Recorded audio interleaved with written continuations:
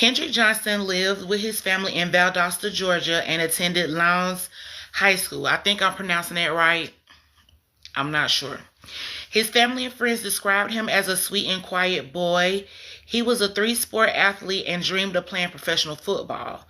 But those dreams were cut short when his body was found by students entering the gymnasium, rolled up in a standing gym mat.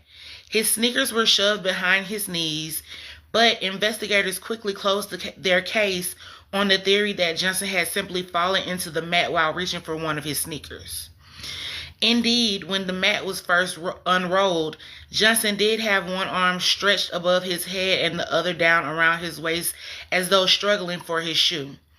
He was just in his socks. Students had also told police that it was common for them to leave their belongings in the mats when they didn't want to pay for a locker. There's more. The mat in which Johnson was found was around 6 feet tall.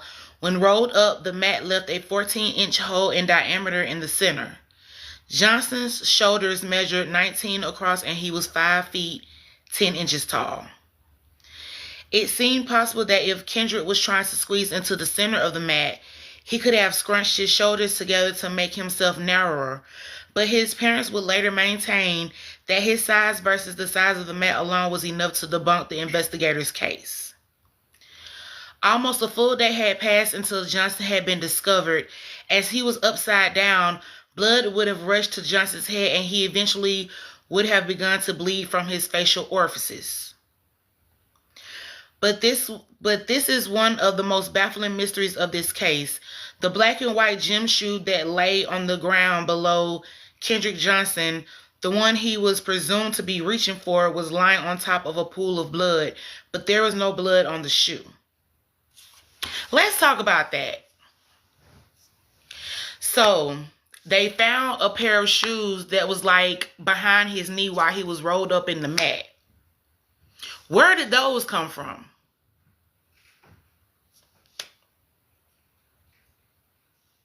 Where did the shoes, let me see. Where did those shoes come from? I want to show y'all the picture, but like you can see him, you can see his body in the mat, and I don't want to show that on here. But it's a picture. I'm looking at it. Where did those shoes come from and who do they belong to? Do they belong to him or do they belong to somebody else? Because the shoe that he was reaching for was on the ground.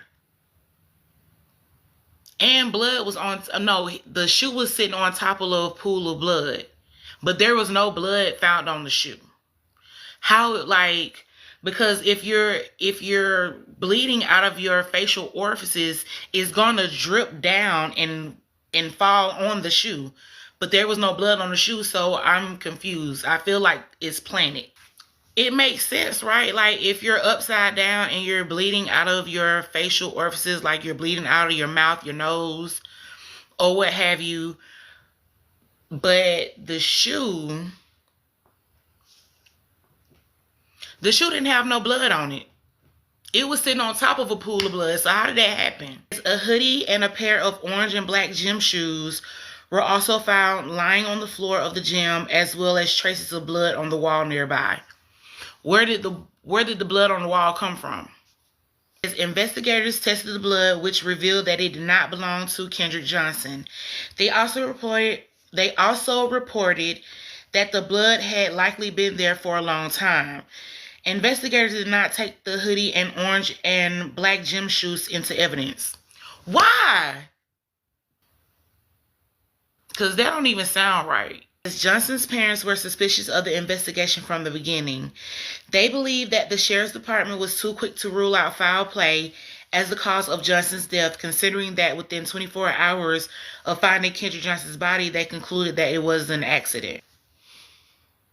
Stop it. As Georgia state law dictates that the coroner be contacted immediately on the discovery of a body, but Watson claimed that he was not notified until 6 hours later. Furthermore, Johnson's parents argued if that was an accident, how could no one have heard Kendrick call for help in a high school of over 3,000 students? Johnson's parents finally believed that their son's death was not being taken seriously because of his race. Kendrick Johnson was black, and the Lowndes County Sheriff Chris Pines and his investigators were all white. Indeed, in 2013, racism in Valdosta, Georgia was still very much alive. The family's attorney, Shaveen King, expressed that if Kendrick had been white, the case would have been handled differently. Kendrick Johnson's parents released a photo to the media of their son's face as he lay in the funeral home, and I did see that photo. And it took me back to when I was in, I think I might have been in like 5th grade. I'm not sure. I can't remember. But it took me back to when I had to do a project. It was for Black History Month. And I don't know. I can't remember if my teacher had gave us somebody to write about or do the project on, or if I think we had decided ourselves.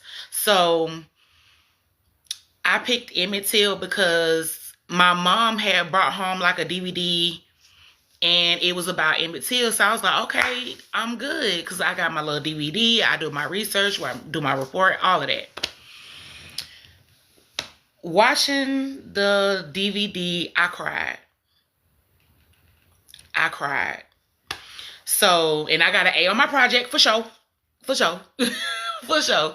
But seeing Kendrick Johnson's face took me back to that part of my life. And it's just, I cried so hard, y'all, because I just couldn't believe what I was hearing and what I was seeing. And I saw the picture that they released on the media, and it reminded me so much of Emmett Till, because when Emmett Till, when his mom had his funeral, they had an option to, have an open casket or a closed casket. And she was like, nah, I'm about to show everybody what they did to my baby. And I was like, right on. Right on. The photo in which Kendrick Johnson's face is extremely swollen, almost does not look human. The public was horrified by the photo and began to rally around the Johnsons in their quest for the truth. On May 8th, 2013, a judge granted Kendrick Johnson's body be exhumed. A private pathologist was hired to carry out a second autopsy. This time, the autopsy revealed that Kendrick Johnson had suffered hemorrhaging on the right side of his neck, which meant that he likely died from blunt force trauma. The pathologist concluded his death was not an accident. On top of this, the second autopsy revealed that some of Johnson's organs were missing, and in their place, his body had been stuffed with newspaper. The Georgia Bureau of Investigations claimed that when the body was sent to the funeral home after the first autopsy, Johnson's organs had been put back inside the body. Okay, so got the answer right there. So what happened in between that? Between the first time and the second time, what happened? And I really do feel like they're taking organs and they're putting them on the black market or on the dark web. However, the coroner said these organs were not sent to the funeral home because they were too decomposed and were instead disposed of beforehand. The funeral home said that it received the body without organs, which it replaced with paper or sawdust as is common practice while embalming. My question is, how long does it take for organs to decompose? And I'm about to look it up. It says internal organ decomposition typically begins within 24 to 72 hours after death, as cell death and the body's own digestive enzymes start to break down tissues. Okay, and it says initial decay 0 to 3 days. After death, the body's cell began to die, and the body's own digestive enzymes, normally in the intestines, spread through the body, contributing to decomposition. Internal organs begin to decompose 3 to 5 days post-mortem. They claim that when they sent the body to the funeral home after the first autopsy, the organs were put back inside of his body. And then the coroner is saying that the organs were not sent because they were too decomposed and they were disposed of. Like, come on. They don't sound right. They sound stupid as hell. The Johnsons did try to sue the funeral home for mishandling their son's body and perhaps having done so in order to cover up his true cause of death, but this case was dropped. Regardless, the organs were lost and could not be tested during the second autopsy, which further aroused suspicions in Johnson's parents that this was a cover-up. As a result of this new evidence, Matthew Moore, the U.S. Attorney for the Middle District of Georgia, announced a formal review of the case. The Johnsons hope for a coroner's inquest, which would begin the process of reclassifying the cause of Kendrick Johnson's death as non-accidental and reopening the investigation. The request, however, was denied, even though the coroner, Bill Watson, had originally expressed a lack of confidence in the Sheriff Department's handling of the case. I got the coroner's death investigation report. Okay, it says description of circumstances. I was not notified of his death until 15:45 hours. The investigative climate was very poor to worse when I arrived on the scene. The body had been noticeably moved. The scene had been compromised and there was no cooperation from law enforcement at the scene. Furthermore, the integrity of the evidence bag was compromised on January 13th, 2013 by opening the sealed bag and exhibiting the dead body to his... What? To his father. What the... It says CNN gained access to the school's security footage on the day that Kendrick Johnson was killed. But upon viewing it, realized that it offered little insight into what happened that day. The cameras which faced the mats were unfocused and skipped around. All that could be seen from the cameras was Kendrick Johnson walking towards the gym and then several seconds of footage of him jogging within the gym. He was never shown within or leaving the gym, and indeed, he never did show up for his following classes. Furthermore, a whole hour of footage from the gym was missing right at the time, which would have shed light on what happened that day. This finding further increased the confidence of doubters that this death was an accident. Then, in 2014, Kendrick Johnson's parents filed a wrongful death suit against the school's official, alleging that Johnson had been harassed by a white student, which went neglected by the school, perhaps due to his race. Ebony.com described the murder of Johnson to have been at the hands of two white brothers, though they did not include names. The description of these brothers closely resembled that of Brian and Brandon Bell, who the magazine claimed that killed Kendrick because of a fight they had over a year earlier, which had escalated. The Johnsons also accused the brothers' father, an FBI agent at the time. Their father was an FBI agent at the time that all of this was going on. Keep that in mind, y'all. It says of covering up the murder by manipulating the school and authorities involved in investigating Johnson's death. In 2015, the Johnsons filed a $100 million civil lawsuit against 38 people, including 3 of their sons' classmates, the school, the local crime lab, state and federal officials, 5 agents of the GBI and FBI agent, and more. The parents asserted that the sons of the FBI agent killed Johnson and used their connections to cover up the investigations. Johnson's father, however, admitted that he had no hard evidence to back up any of these claims, and the Johnsons had to drop the suit. They were sued for more than $850,000 in attorney fees and more than $1 million in defamation charges. They were ultimately ordered by a judge to pay close to $300,000 worth of lawyers' fees to those they had accused with no evidence. In June 2018, Kendrick Johnson's body was exhumed for a second time and a third autopsy was performed. The findings of the second autopsy that the Johnson's death was not accidental and caused by blunt force trauma, likely due to being struck in the neck with a 45-pound dumbbell. The Johnson's family filed suit against Lowndes County in September 2023, only to have the judge rule against them the following month. This was published on February 25th, 2025 at 7:55 a.m. The judge ruled that the case should be sent back to the U.S. Northern District of Georgia for reconsideration. At an undetermined later date, the Johnson's attorneys and the defendants will be able to argue their case again, giving the lawsuit another chance to go forward. Like, I'm still really stuck on what the coroner said. Like, I'm stuck on that, because if his organs were never sent to the funeral home, and then you got the police officer or whoever it was saying that they put the organs back in the body, then we're missing a step here. How did the organs get missing? Somebody is lying. This is the declaration of Ryan Anthony Domick Hernandez, who makes this declaration under penalty of perjury and pursuant to, then they got the little numbers and the little letters right there. It says, hereby states the following. My name is Ryan Anthony Domick Hernandez, and I am over the age of 21 years of age.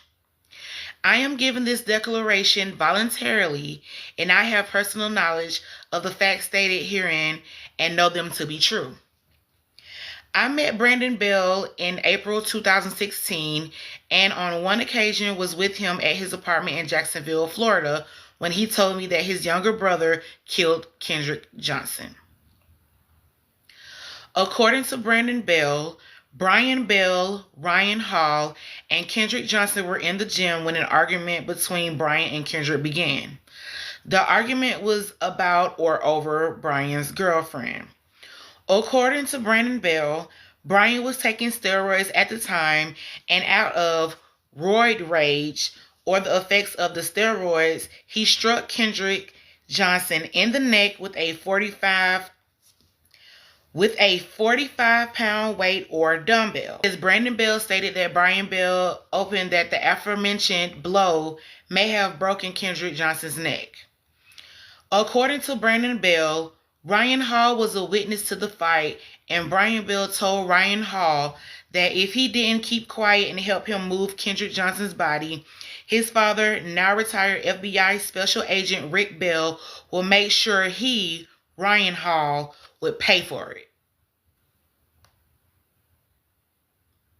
Now remember, I read the report, and it said it was obvious that the body had been moved.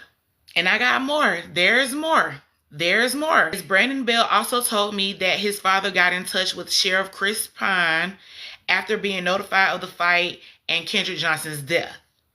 Brandon Bell also told me that Sheriff Chris Pine got in touch with the county coroner.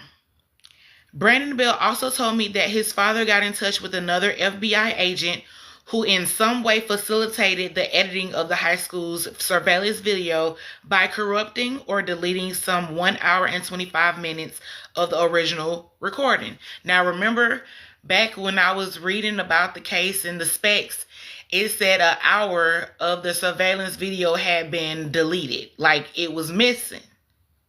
Okay. Brandon Bell also told me that after Kendrick Johnson's death, that his organs were removed and newspapers placed in the cavity so as to interfere with any effort to establish the correct time of death or to otherwise disclose any other injuries. Brandon Bell also told me that the autopsy was falsely documented. I am giving this declaration in support of plaintiff's motion to withdraw admissions and plaintiff's opposition to defendant's motions for attorney's fees and expenses, and under penalty of perjury that the foregoing is true and correct. Signed and dated.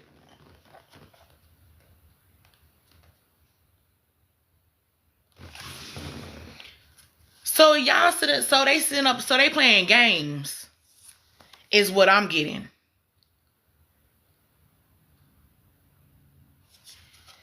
Cause ain't no way in hell y'all gonna sit up here and make us believe all this bullshit that y'all pulling out y'all ass.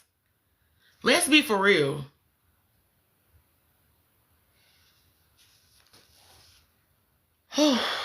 Y'all.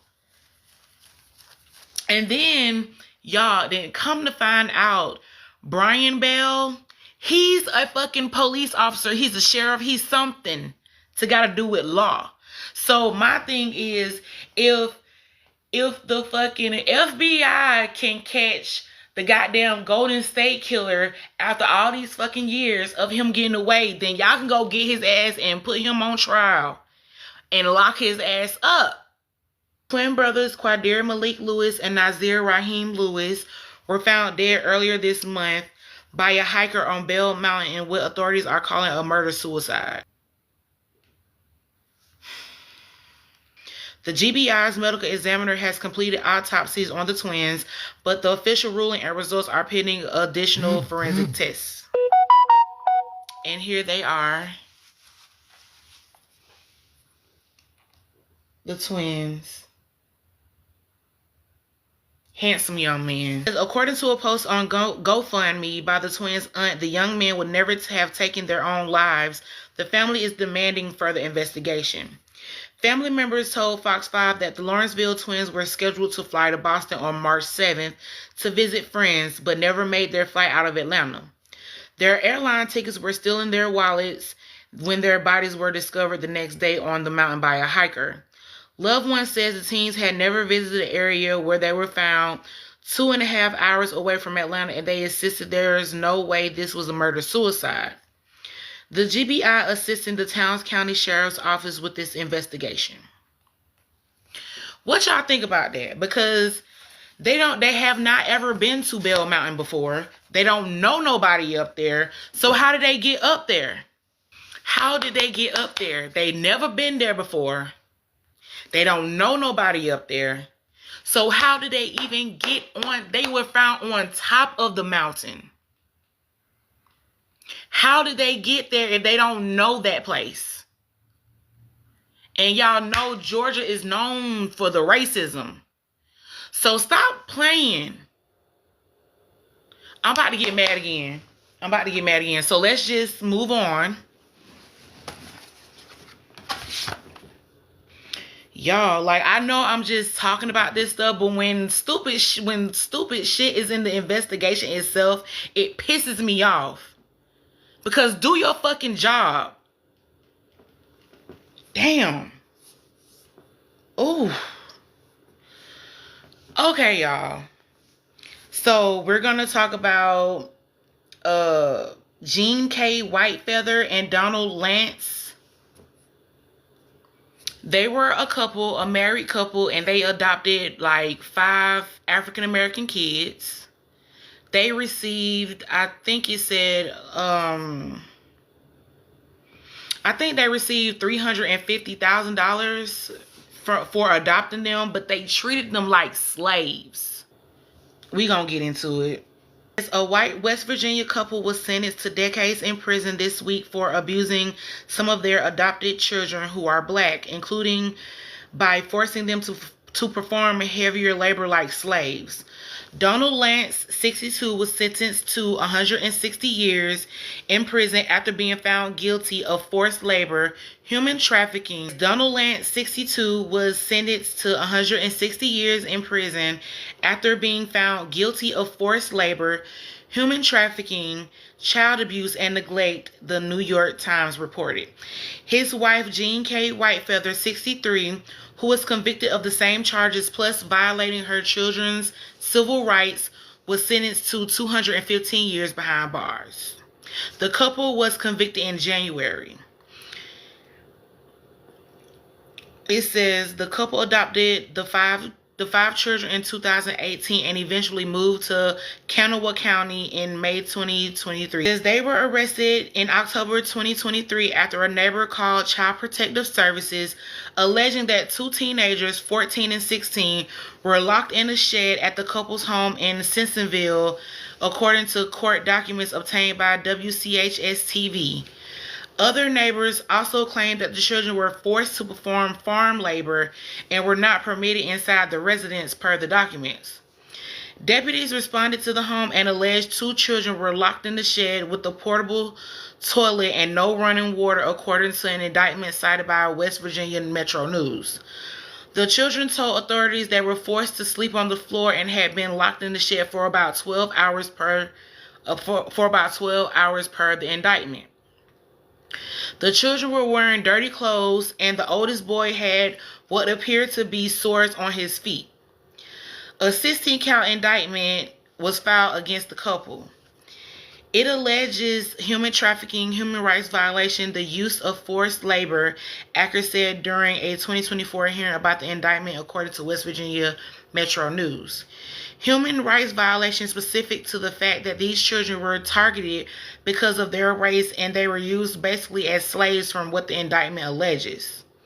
The oldest daughter testified during the trial that the children were regularly cursed at, and some of them had to stand in their rooms for hours with their hands on their heads, per the AP. Lance attorney John J. Belinoff tells People his client was not found guilty of a civil rights violation, maintains his innocence of all charges. White Feather's attorney could not be reached for comment.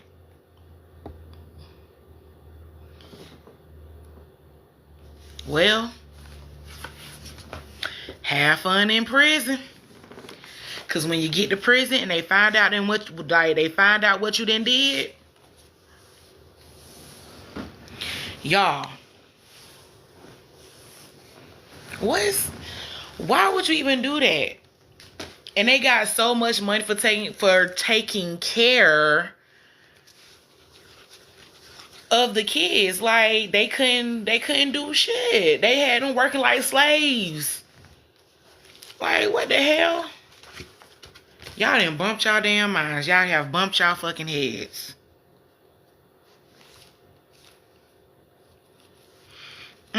Who next? Sam Nordquist, I believe I'm saying his last name right. Now I found some information about this on Instagram. You know how when you on Instagram and you come across those creepy reels that talk about true crime and stuff?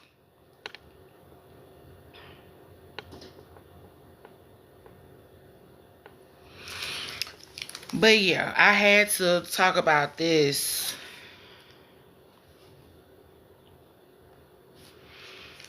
Okay, y'all. It says 7 people charged in death of Sam Nordquist plead not guilty to torturing and killing the transgender man. It says 7 people pleaded not guilty Tuesday to a long list of charges in the killing of Sam Nordquist, a black transgender man who was allegedly held captive and tortured in an upstate New York hotel room for more than a month before succumbing to his torment. Nordquist's former partner, Precious Arzuaga, and 6 others pleaded not guilty to first-degree murder, second-degree murder, kidnapping, conspiracy, endangering the welfare of a child, and concealment of a human corpse.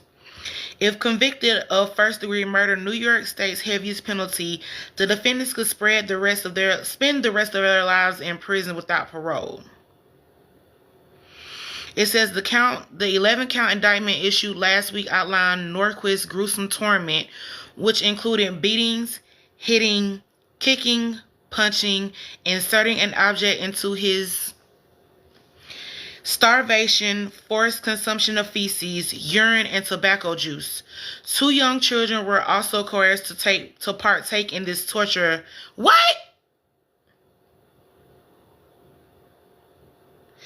It says prosecutors said last week that Nordquist, 24, was tortured from January 1st to February 2nd. Authorities found Nordquist's body in a farmer's field in Yates County, New York on February 13th.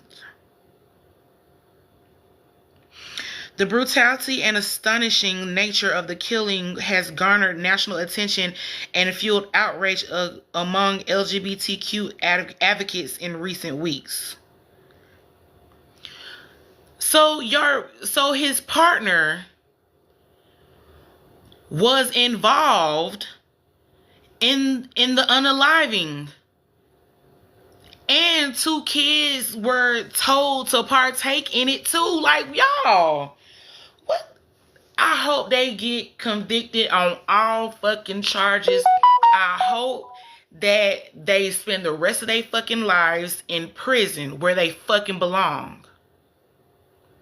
And I hope they get beat and tortured in prison.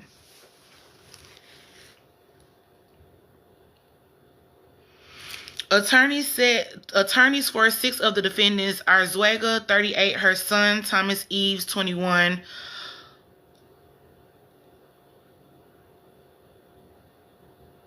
Quijano, 30, Sage, 33, Goodwin, 30, and Kimberly Socia, 29, did not immediately return NBC News request for comment.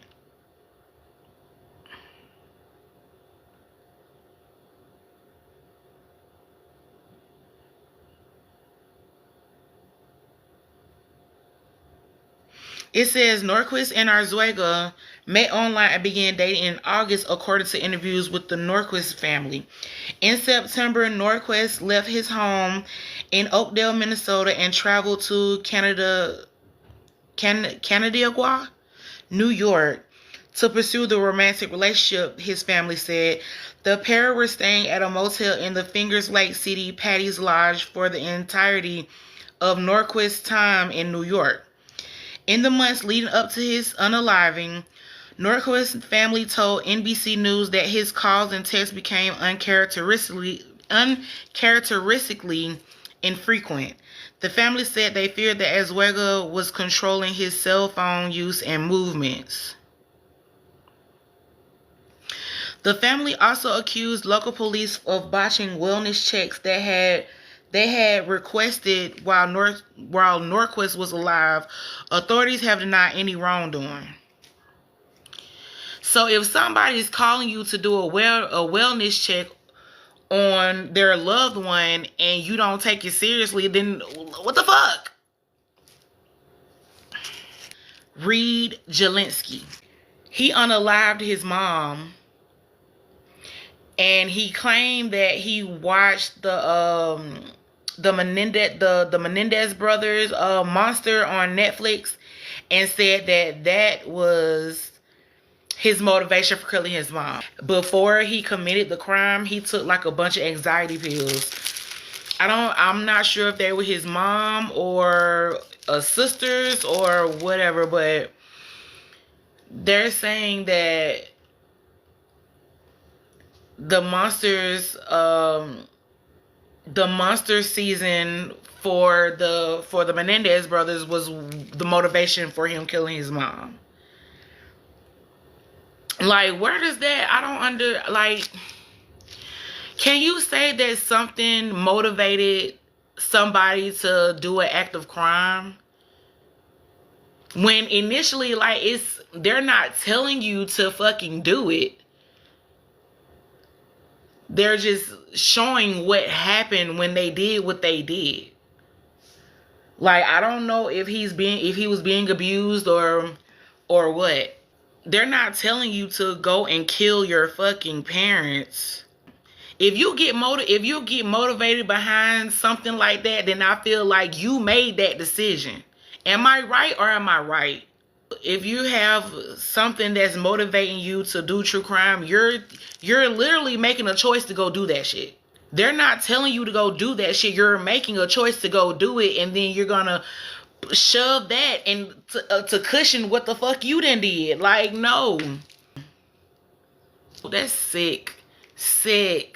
Hey, thank you guys for sticking around. Thank you guys for joining me. Bye.